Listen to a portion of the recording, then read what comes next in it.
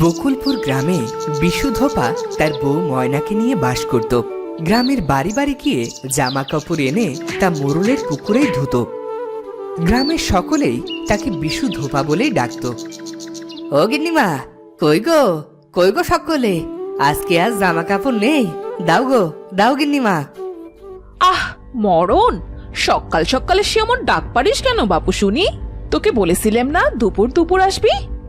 তা বললে কি হয় গো গিন্নিমা, আমি তো এই সময় সকলের বাড়ি থেকে কাপড় নিয়ে ধোয়ার জন্যে, দুপুরবেলা কাচতে হবে তো। শান্তি, এই শান্তি, জামা কাপড়গুলো বিশুকে দিয়ে যা তো।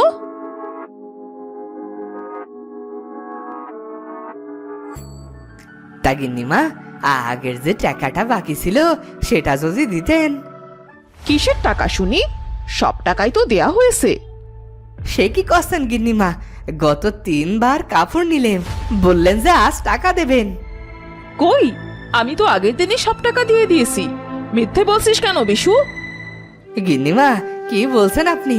আমি গরিব মানুষ, বাড়ি বাড়ি কটা কাপড় ধুয়ে কিছু টাকা পাই, আমি মিছে কথা কইব কেন? আপনিই তো বললেন আজ বাকি টাকা দেবেন। আবার আমার মুখের উপর কথা কইছিস? বেরো বেরো এখনই বাড়ি থেকে। আপনারা বড় লোক মানুষ, কিন্তু তাও গরিব মানুষটার কটা টাকা মেরে খেতে ভোলেননি। হে, এ তুই কি বললি? আমরা মানুষের টাকা মারি? এত বড় সাহস তোর! খবরদার, আর যদি আমাদের পুকুরে কাপড় ধুয়েছিস তুই। ধোবনি ধোবনি, আর কোনো কালেও আপনাদের পুকুরে কাপড় ধোবনি।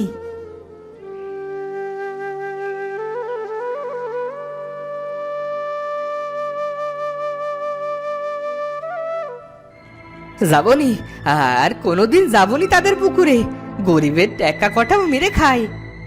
কি গো, কি হয়েছে? অমন করে রেগে ঘরে ঢুকলে যে? আর যাবনি, আর যাবনি কোনোদিন টাকা মেরে খাওয়া লোকদের কাছে। কে টাকা মেরে খেলো? কি বলছো? আরে মোরল গিন্নি বলেছিল 3 দিনের টাকা দেবে, আর আজ বলছে টাকা নাকি আগে দিয়েছে। সে কি গো, তুমি তো তাদের পুকুরে কাপড় কাচো, আর তো কোনো পুকুরেও কাপড় কাচতেও দেয় না, আর তুমি তাদের সাথে ঝগড়া করে এলে? তো ঝগড়া করবনি তো কি করব শুনি? এখন তো সেই দিকেও আর কাপড়ও ধুতে দেবেনি। তা না দিলে না দেবে, তুমি আমার রাগ বাড়িও না আর। এইসব কি আর সাথে বলছি গো, কটা টাকার জন্যে কাজটাই তো বন্ধ হয়ে যাবার জোগাড় হয়েছে। কাজ বন্ধ হবি কেন? আমি আমি ওই মরা নদীতে যাব কাপড় ধুতে, সেটা তো গায়ের নদী, কারো বাপের নয়। কি? তো তুমি তুমি মরা নদীতে যাবে মানে? পাগল হলে নাকি? না, পাগল হইনি, আমি ওখানেই যাব। ওটা তো শ্মশানের পাশের নদী, কত ভুতুড়ে কাণ্ড হয় সেখানে। না না, তুমি সেখানে যাবে না বললাম কিন্তু। আর আটকিও না আমাকে, বলেছি যখন সেখানেই যাব, প্রাণ যায় যাক। বিশু ময়নার কোনো কথাই শুনল না, সে সব কাপড় নিয়ে গেল সেই মরা নদীর কাছে। নদীর পাশে শ্মশান, আর সেই শ্মশানে লাশ পোড়ানোর পর সেখানেই ভাসিয়ে দেওয়া হয়, আর তাই নদীর নাম হয়েছে মরা নদী। মাঝে মাঝেই এখানে অনেক ভুতুড়ে কাণ্ড দেখা যায়। বিশু গেল সেখানেই কাপড় কাচতে। কি এমন আছে এই নদীতে যে সবাই এটাকে এত ভয় পায়? আমি তো কিছুই দেখছি না, সকলে শুধু শুধুই ভয় পায়।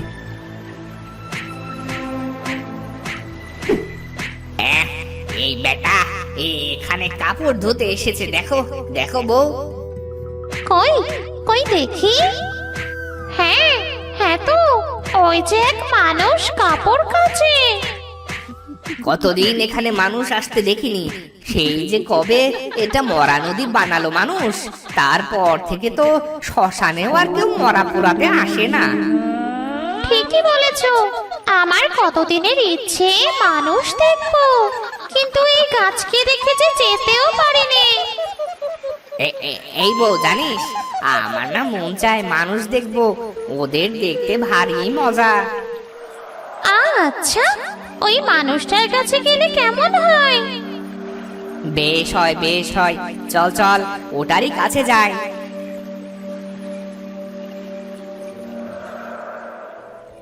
এমন আশ্রাবো না যে বাপের নাম ভুলে যাবে। এমন আশ্রে আশ্রে ধোবো যে আজ সব ময়লা চলে যাবে। প্রথমে একটাকে আশ্রাবো, পরে আরেকটাকে আশ্রাবো, লাঠি আর মুগুর দিয়ে পেটাবো আস্থা মতন। এ কি বলছে রে বউ? সর্বনাশ, ও তো আমাদের পেটাবে বলছে। ও কাপড়ের মতো আমাদেরও আছড়াবে বলছে। তাই তো, এখন কি হবে বলো তো? ও হয়তো ভূত পেটানো লোক। ছোটবেলায় দিদিমা বলতো, ভূত পেটনে দিক থেকে দূরে থাকবি নাতনি, ওরা হাতে পেলে পিটিয়ে মেরে ফেলবে। আরে আমিও তো শুনেছি। এবার এর কাছ থেকে বাঁচবো কি করে বলতো? শুনেছি মানুষেরা সোনাদানা খুব ভালোবাসে। আমার মনে হয় ওকে সোনাদানা দিলে ও আমাদের ছেড়ে দেবে। তাই তো মনে হয়। এক কাজ করি, একে আমরা কিছু সোনা দানা দিই, চল।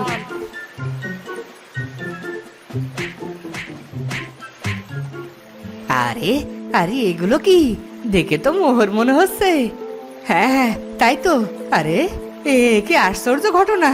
এ দেখি নদীর পানিতে সোনার মোহর ভেসে আসছে। এ কি করে সম্ভব?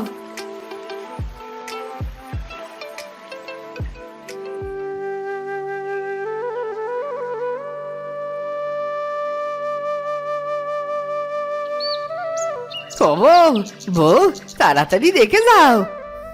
এ কি, তুমি এত তাড়াতাড়ি ফিরে এলে যে? কি হয়েছে? ঘরে চলো তাড়াতাড়ি, ঘরে চলো। এক আশ্চর্য ঘটনা ঘটেছে গো। কি ঘটেছে গো? খারাপ কিছু না তো? কতবার বলেছি ওই মরা নদীতে যেও না, মানুষ নাকি সেখানে লাশ ভাসতে দেখে। আরে গেছি দেখেই তো এমন ঘটনা ঘটলো। বেশি কথা বলো না তো, ঘরে চলো, ঘরে চলো, সব বলছি। চলো চলো। ঘরে গিয়ে বিশু তার স্ত্রীকে সব ঘটনা খুলে বলল। সে কি, অমন ভুতুরে মরা নদীতে সোনার মোহর আসবে কোথা থেকে? তবে সবাই যে বলে সেখানে ভূত আছে। আরে সেসব কিছু নয়, আজ যা মোহর পেয়েছি তাতে বসে বসে খেতে পারবো বছরের পর বছর। তাহলে চলো, কাল আমিও যাবো মোহর আনতে। আচ্ছা, কাল দুজন মিলে মোহর আনবো। পরদিন বিশু, ধোপা আর ময়না দুজন গেল মোহর আনতে।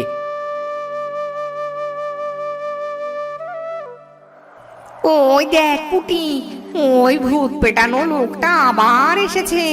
তার সাথে আরেকটা মানুষও আছে। আজ বুঝি আর রক্ষা নেই রে। ও বুঝি মোহরে খুশি হয়নি কাল? হবে না কেন? হ্যাঁ, কাল কত লাফাতে লাফাতে মোহর নিল। চল চল, সামনে যাই। না বাবা, সামনে যাব না, যদি ধরে পেটায়। আরে চল না, গিয়েই দেখি। যদি মাপ চাইলে ছেড়ে দেয় তবে আর ভয় নেই। শুনেছি মানুষের আবার দয়া মায়া বেশি হয়। যাবে? তবে আচ্ছা চলো, দেখি কপালে কি আছে। কই গো, এত সময় দাঁড়িয়ে আছি কিন্তু মোহর তো আসছে না। তুমি যে বললে মোহর এসেছে। এখানেই তো এসেছিল কাল, কত কত মোহর। আজ আর আসছে না কেন? হুজুর, আমাদের পেটাবেন না হুজুর, আমাদের মাফ করে দিন হুজুর। আপনি আমাদের ওস্তাদ, আমাদের মারবেন না। আমরা আপনার গোলাম হয়ে থাকবো হুজুর, তাও আমাদের পেটাবেন না আপনার ওই মুগুর দিয়ে। ওরে, এই যে দেখি ভূত। কে কোথায় আসো গো? কে কোথায় আসো? এসো গো, এসো। আমরা যে ভূতেদের কাছে এসে পড়েছি। কে কোথায় আসো? না না হুজুর, ছেড়ে দিন, আমাদের মারবেন না। না না হুজুর, ভূত পেটানোর জন্য অন্য কাউকে ডাকবেন না। আমরা এই কান ধরছি, কোনো দিন আর এইখানে আসবো না। আপনাকে খুশি করতে এই মোহরের চারা দিয়ে যাচ্ছি। এই গাছ বড় হলে আপনি যত চাইবেন মোহর পাবেন। পালা পুটি পালা। চলো চলো, এখান থেকে ভাগি, ভুলেও আর মানুষের সামনে আসবো না। মোহরের ছোট চারা গাছ নিচে ফেলেই পুটি আর বিটলু পালালো। এদিকে ময়না আর বিশু বুঝতে পারলো যে ভূত দুটো ওদের দেখে ভয় পেয়েছে। এইটা কি হলো বলো তো? ভূত তবে মানুষের ভয় পায়? আর আমরা তো এতদিন ওদের দেখে ভয় পেতাম। চলো চলো, ওদের দেয়ায় চারা গাছটা গিয়ে লাগাই, দেখি সত্যি সত্যি মোহরের গাছ কিনা। কাল তবে ওরাই আমায় দেখে ভয় পেয়ে মোহর দিয়েছিল।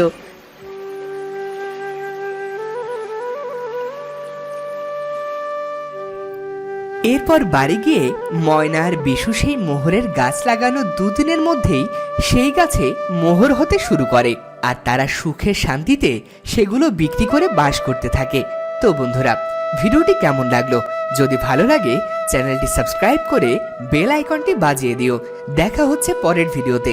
ধন্যবাদ।